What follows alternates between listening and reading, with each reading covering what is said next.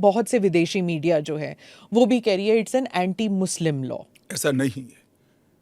आप इस लॉ को आइसोलेशन में नहीं दे सकते। इस देश का एक इतिहास है। इस देश का विभाजन धर्म के आधार पर होना ही नहीं चाहिए था, मगर उस वक्त किया गया। और स्वयं कांग्रेस के नेताओं ने आजादी के वक्त सैकड़ों भाषणों में कहा है कि अभी मारकाट चल रही है, अभी जहां है वहां रह जाइए, बाद में जब कभी भी भारत में आएंगे आपका स्वागत है। परंतु बाद में इलेक्टोरल पॉलिटिक्स चालू हुई, वोट बैंक की राजनीति चालू हुई। अगर आप पारसी और ईसाइयों को ला सकते हैं, उन वो जो रिलीजन्स है, they were not born in India, तो अगर आप पारसी और ईसाइयों को ला सकते हैं तो मुसलमानों को क्यों नहीं? देखिए, मुस्लिम आबादी के लिए ही वो हिस्सा आज भारत का भाग नहीं है। वो भूमि इसीलिए दे दी गई थी। फिर तो हर देश से अव्यवस्था से जो आना चाहिए, इसके लिए भारत के दरवाजे खोल लो। मैं बाकी रिलीजन्स के बारे में बाद में आती हूँ, पहले मुसलमान समुदाय के बारे में बात करते हैं, क्योंकि चाहे ओवैसी साहब हों, चाहे ममता बनर्जी हों, और फिर बहुत से विदेशी मीडिया जो है वो भी कह रही है it's an anti Muslim law, because आप मुसलमानों को नहीं शामिल कर रहे हैं, तो वो क्राइटेरिया ही है कि मुसलमान नहीं होने चाहिए। ऐसा नहीं है। आप इस लॉ को आइसोलेशन में नहीं दे सकते। इस देश का एक इतिहास है। 15 अगस्त 1947 को देश का विभाजन हो गया। देश 3 हिस्सों में बंट गया। वो बैकग्राउंड है। भारतीय जनसंघ, भारतीय जनता पार्टी हमेशा विभाजन का विरोध किया। हम कभी सहमत नहीं थे।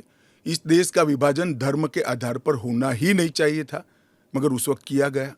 जब धर्म के आधार पर आप विभाजन करते हो और वहां जो अल्पसंख्यक है उन लोगों पर ढेर सारे अत्याचार हो, धर्म परिवर्तन कराया जाए, इनकी महिलाओं को अपमानित किया जाए, वो माँ बहन बेटी के लिए वो शरण में आए भारत की, तो क्या उसको यहाँ नागरिकता का अधिकार नहीं है?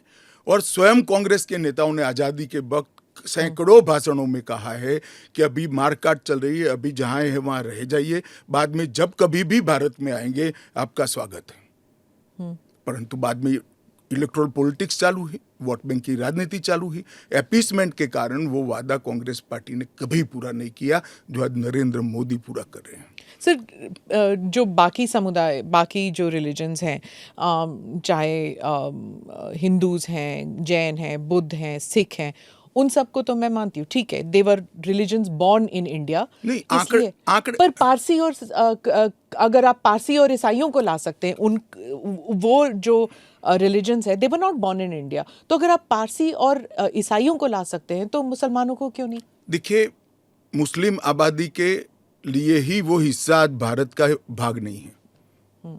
वो भूमि इसीलिए दे दी गई थी। फिर तो हर देश से अव्यवस्था से जो आना चाहिए, इसके लिए भारत के दरवाजे खोल लो। भारत कहां बचता है?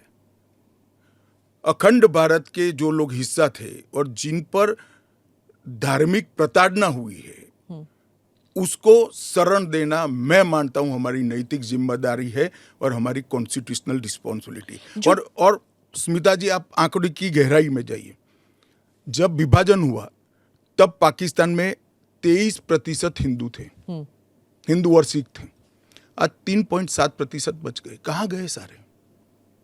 इतने सारे तो यहां आए नहीं। धर्म परिवर्तन हुआ, अपमानित किया गया, दोयम दर्जे के नागरिक के नाते इनको रखा गया।